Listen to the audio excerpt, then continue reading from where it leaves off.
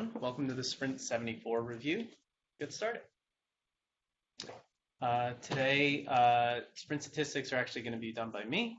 After that, we'll have the community update with Carol. Then the UI teams will talk about their just bug fixes. Providers team, again, is Dan, Berger, Adam, and Rich. Automate, Tina, and Drew. And then over to the platform and API with Gregg and Alberto, and finishing up with documentation. Next slide, please. For the repo statistics, we had a total of 444 merge PRs across 86 repos. UI and integration tests took the brunt of it, with ManageIQ coming up third and the other repos smattering the rest.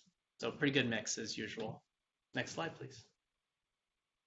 For the PRs merged for Sprint, we've come back down to what is seemingly normal levels.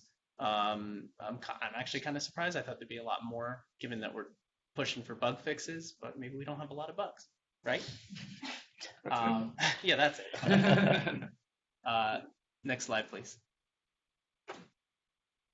Oh, I lied. We have a lot of bugs. Most of the bugs were done in this last sprint, which is pretty typical after the feature freeze. We stop looking at features and we start fixing everything that we just added. And this will probably continue for the next few sprints. We'll just be focusing on bugs. Some enhancements have come through, and in the upcoming people will talk about those. Next slide, please.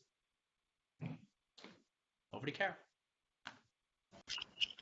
All right, thanks, Jason. So for the community side, some releases information. We had the Government Dutch Really beta out last week, and we've also voted on the name of the H release, and I think it's no surprise the result.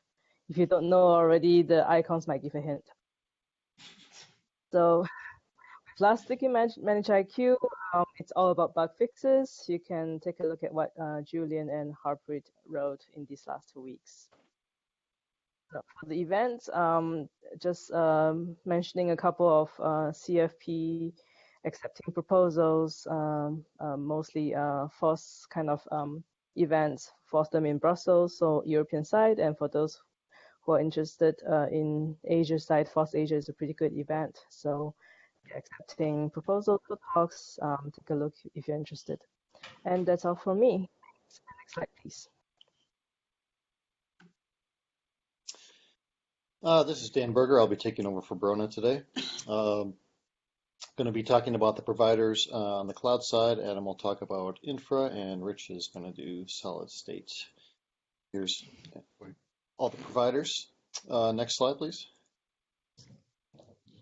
Lots of PRs, pretty good mix. Looks like over. Oh, did we lose it? There we go. Over it in Amazon and OpenStack got the majority of them. Next slide. So, Azure, Amazon, and Nuage. There wasn't much for Google. For Azure, we had issues with resource groups. Either they weren't getting collected or we weren't setting the EMS ref properly. And this kind of had a domino effect with other issues. It affected metrics, it affected power operations. So once we got that resolved, that all those related issues also went away. Amazon saw enhancements for event collection, miscellaneous bug fixes, key pairs, name tags, security groups. Individually, not huge, but they were potentially causing the refresh partial to crash. And there were some smart state updates for VPC subnets and agent coordinator refresh. I think Rich is going to be talking a little bit about that. And for Nuage, we saw some nice improvements for exception handling in the connection. And next slide. And I'll turn it over. All right, thanks, Dan. Just bug fixes, I'll have to remember that for next time and just not have a slot call. So middleware, they added back data source operations, which was aggression that got backed out before, so they added it back. Some missing icons in the policies UI and translations for middleware servers. For OpenStack, there's some fixes around missing quotas, around graph-based refresh. If the floating IP address is missing in the create request, it'll be removed if it's blank. Some issues that we found on a customer environment where safe call was not catching a not found error, so it was blowing up the refresh, so that got fixed. And we're now stopping cloning of OpenStack infrastructure templates, since that should be all handled internally. Next slide. Rev had the most PRs, so they had a good number of changes. They added routers, security groups, and floating IPs to their new network manager. They're now collecting maintenance mode for hosts, which is a nice thing to add back, particularly because you can't provision to host in maintenance mode, so it prevents something from getting picked in auto provision that would fail. And they also added a button on the provider page that you can open the Rev native admin portal directly using the provided credentials that you're given. For VMware, we're now collecting the host UUID, which is useful for linking with physical servers, particularly for Lenovo. So we'll collect the BIOS UUID, and that makes it easier for them to cross-reference physical hosts with virtual hosts. Next slide. And finally, Lenovo added a button to do refresh from the physical server page. This isn't targeted refresh yet. This just refreshes the provider, but you can do it from the physical server summary page. Next slide, and over to Rich. Okay. For Smart State, we had a number of fixes this sprint across a few areas. For Amazon, there was a mismatch in the parameter hash key name that was causing the agent to fail, and it resulted in a job timeout. Then there was some general cleanup that was left over from the initial delivery based on code review comments. We got that. We've also noticed some issues with our Windows registry code. The code really hasn't changed, but I think we're seeing new formats in the registry that we'll probably have to address going forward. And essentially, we're seeing areas where attributes weren't set that we were expecting. We now detect that and fail gracefully, so other aspects of the SSA will be performed regardless. But looking forward, I think we'll probably have to figure out what changes in the registry format we may need to account for in the future. In VMware, there are two issues that actually have the same root cause. Essentially, the address attribute was removed. It was deprecated for a while, and address isn't a name you can search for easily and not get a lot of noise. So basically, this was causing an SSH failure on templates for VMware and hand soap error on snapshot delete for VMware as well. And so now we just account for the missing address in those clients. Chances are we may trip over this in other areas too, so we'll just have to be aware of that. And that's it for me. Next slide. Tina? Okay, so we had 21 PRs merged this sprint. There's a couple of really nice enhancements I'd like to point out. The first one being from Drew B, displaying in the provisioning dialogues whether a host is in maintenance or not, so that you can avoid them at all costs. Next slide, please. Madhu made an awesome change in the Automate Explorer that you could tell now. We have 4 different types of automate methods, and now we have icons for them, which is really kind of cool because in this tree view, you could see what type it is without having to open up a method to see what it is. Next slide, please.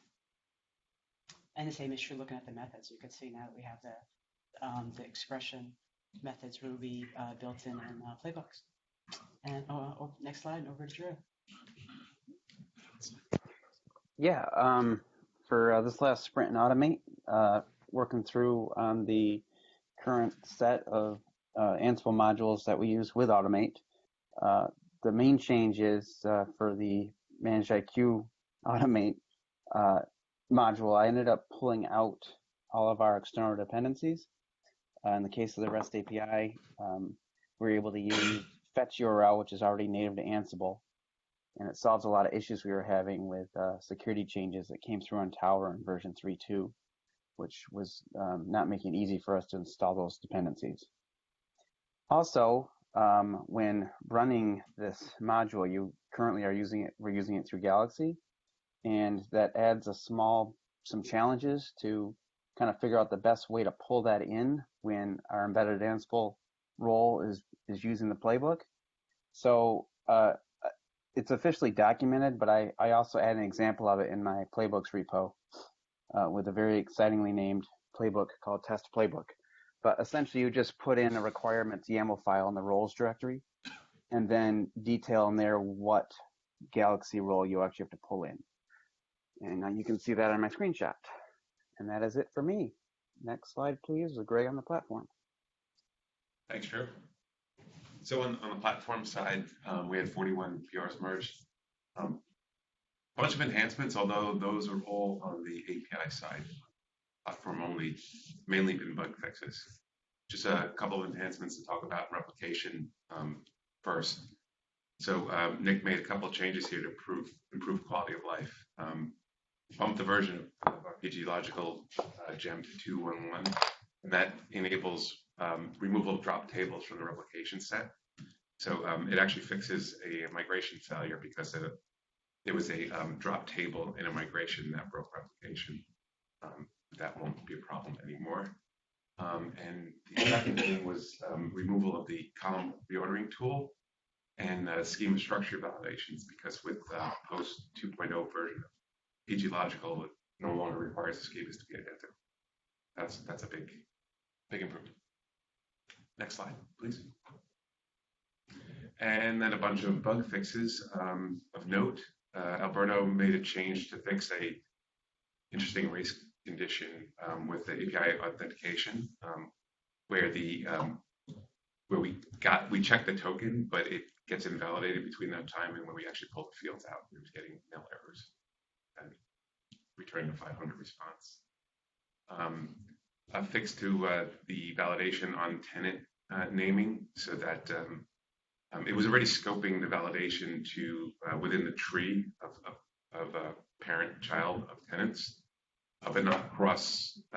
It wasn't scoping it to the current region, so it was actually preventing you from naming a tenant the same name as another tenant in any other region that are replicated to the global. Also, I think this bug's been around for a while, fixing an error that when following a link on an RSS feed for PowerUp. It actually had to do with the YAML that feeds the RSS feeds, that generates the RSS feeds, had some syntax issues with the way the sorting and ordering was specified. And Libor made a fix to an expression builder bug when referencing Cloud Tenant. There's a couple of issues around that. We have some other PRs that are coming. Will come into the next sprint to fix that as well. I mean, really, what the issue is that Cloud Tenant is a child of a certain type of VM based on provider. I think it's Openstack provider, and there are methods that exist and virtual attributes on that class that don't exist on the general VM class. And if you, depending on how you build the expression or a report, you could end up selecting one of those things that doesn't really exist on the class and when it goes to run.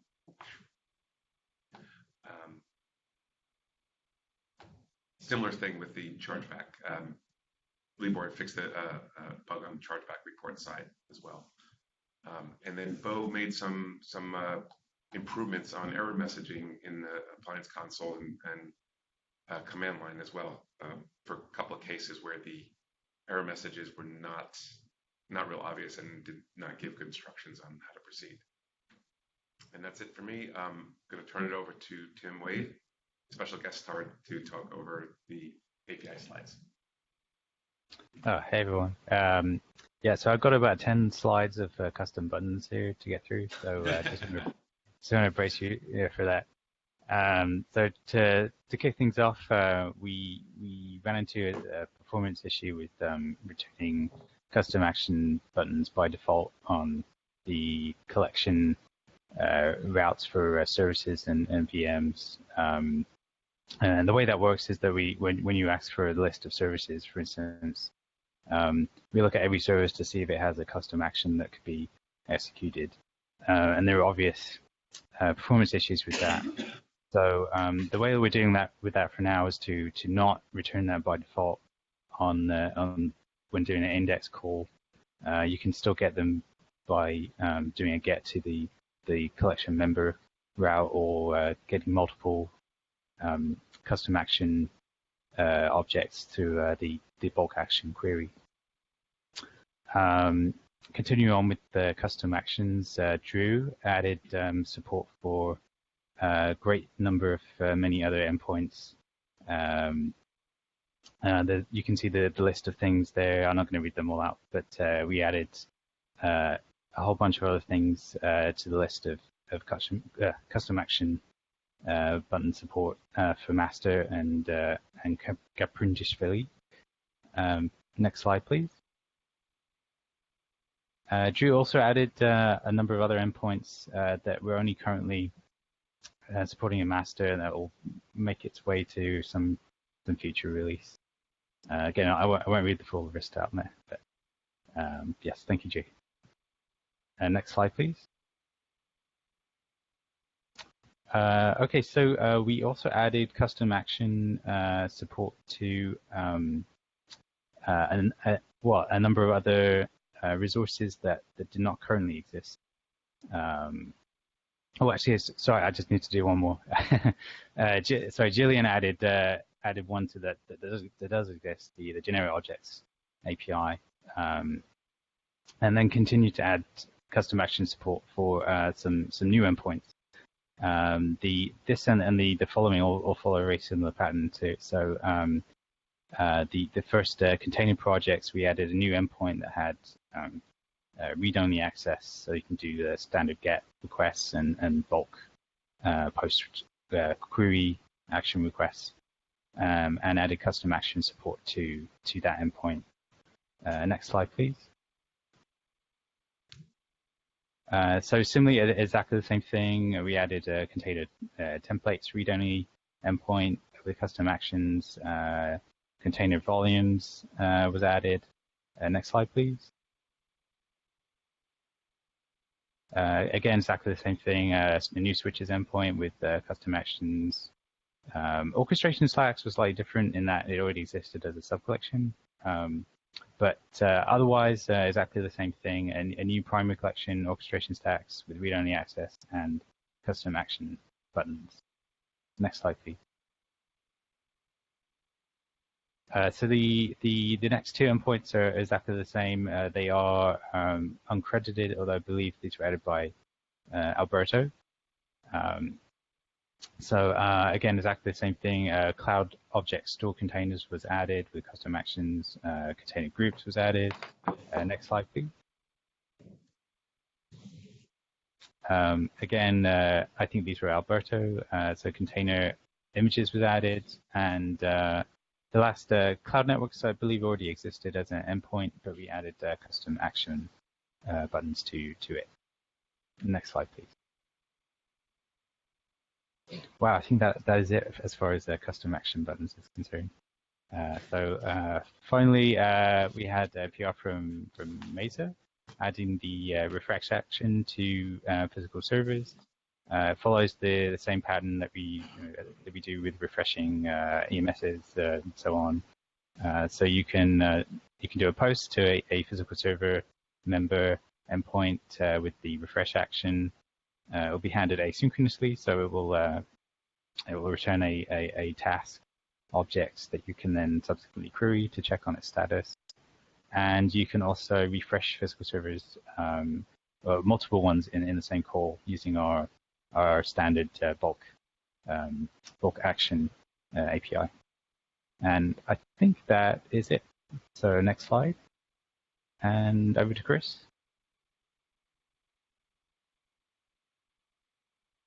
Hi, for documentation this sprint, we had 11 PRs merged, 10 of which were enhancements. One dealt with a bug.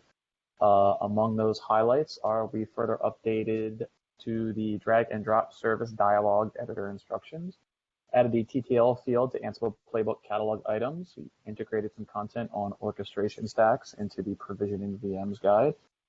We added embedded Ansible role details to the server role list. conditionalized documentation so that database configuration only appears in the downstream cloud forms documentation, and completed the 4.6 installation guide. That's it. Next slide, please. All right, that's the end of the Sprint 74 review. The next Sprint review will be on December 13th. And do we have any questions? Anything in the chat? Nope. Just a hammer. I wonder why. All right, thanks everybody. See you next time.